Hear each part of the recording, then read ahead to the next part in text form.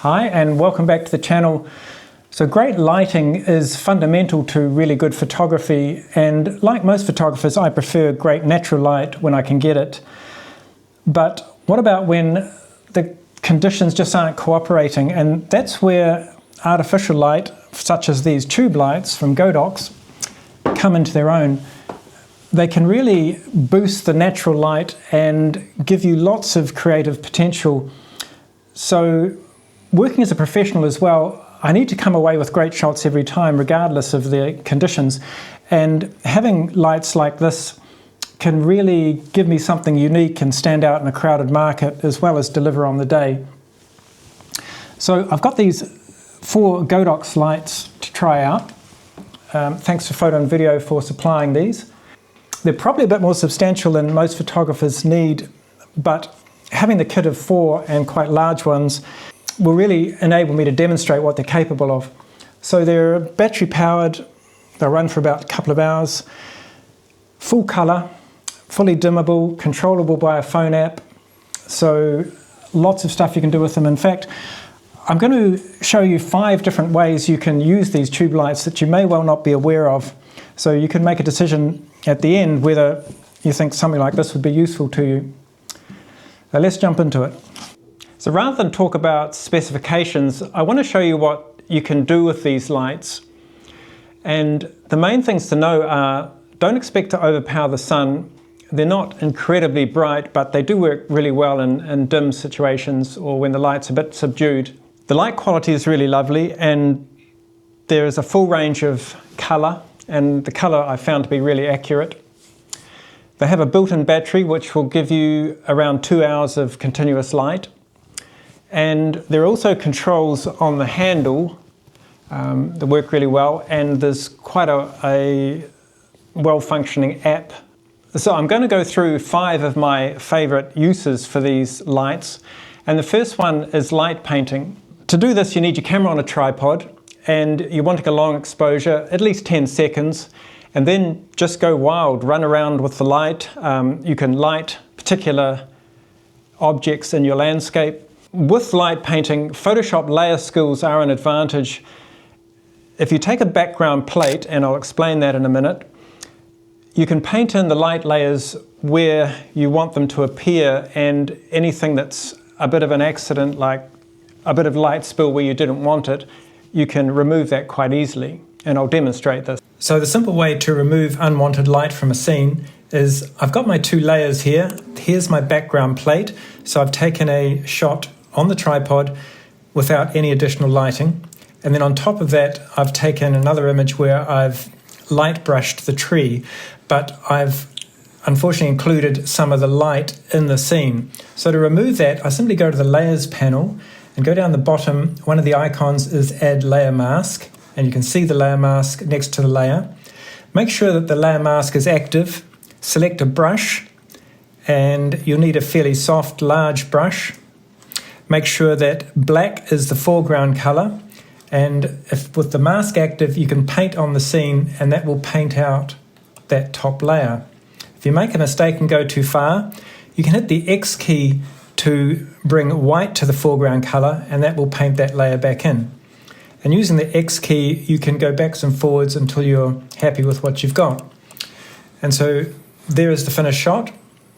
I've got background plate, and I've got a foreground with the unwanted light area removed. And my second favourite use is landscape lighting, so highlighting a particular feature in the landscape, and that could be a tree or a rock. And once again, layer skills in Photoshop are quite useful in this situation. As mentioned before, you can paint in or out areas that you don't want to appear in the final composite, and also you can layer up different experiments with the light brush and just decide which bits you want to use in the final composite. So number 3, portraiture. The lights create quite a nice soft light for portraits, although in the outdoors don't expect them to overpower the sun on a bright sunny day. They work best in subdued lighting.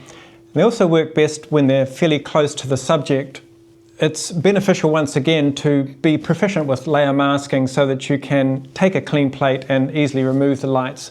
So number 4, these lights are really useful for lighting a room. So I've got 4 lights at the moment around corners of the room, and I can control each separately using the app. So I can switch them all off, or I've saved presets here. So for example, this is all daylight lighting. I've also got a preset for blue light. So that's changed to blue light. And then I've got a preset set up for portrait, nice lighting on the subject, me. So quite versatile in the operations on the app and the control you've got. And remember too, you can also control, you have all of this control on the light stick. So lastly, special effects. The lights come built in with some special effects presets, and this is really for videographers or filmmakers. It has quite a number of presets and they work really well. You'll notice that it's a little bit misty in this room because I've put a bit of a haze in because it really highlights the special effects. So I've saved a few of the presets just to show you. Here's fireworks.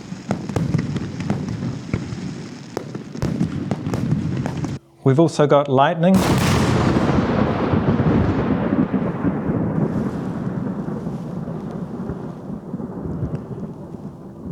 And there's even things like cycling through the full range of colours.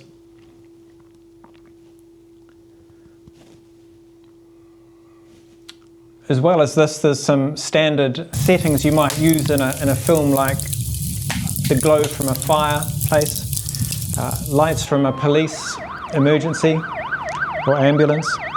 So while these are great lights, there are a few downsides or things I'd like to have seen on them. Number one is that if you're holding the light by the handle and moving it around, it is quite easy to bump the controls, and I would have really liked to have seen a system for locking those controls.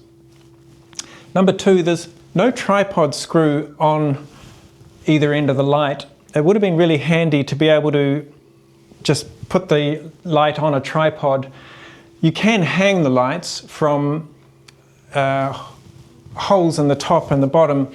You can run a string through and hang them from anywhere, but it would have been more handy to have a built-in tripod screw. They do come with their little clamps that you can clamp it to a tripod, but I found these a bit finicky to use and they're a bit messy to set up. Number three, it would be also really good to be able to program the changing lights over time, because if you were doing a little movie, you might want to preset it so that the light changes over a period of time or goes from one effect to another. And I don't think that would be difficult to program because you can already program presets, but they're kind of fixed and you have to manually change them. And number four, it would be handy to be able to reorder the presets in the app, which you can't do at this stage, because you can end up with quite a few presets if you're adjusting the light for different scenarios. So number five, there's no barn doors that come with the lights, and they would have been really useful.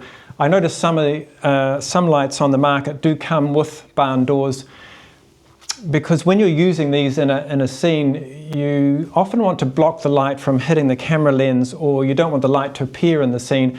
So to sum up, tube lights are really versatile. They're usually dimmable and come in adjustable colors. You can get them small enough to fit in a backpack or big enough to light a room like this. As well as that, they do incorporate special effects for video. Not very bright, so don't expect to overpower the sun on a bright sunny day. They have been around a long time too, so there's a great variety available to choose from, and you don't have to spend a lot to get started. And in fact, you could just start with a small one that you can fit in a backpack and you get lots of use out of that. Do you have any unusual uses of lights like this, especially outdoors in the landscape? I'd be really interested in hearing about them in the comments. And if you're interested in lighting, you might be interested in this video here about my favorite types of lighting in the landscape, natural lighting that is really appealing for particular landscapes. Thanks for watching, and we'll see you in the next one.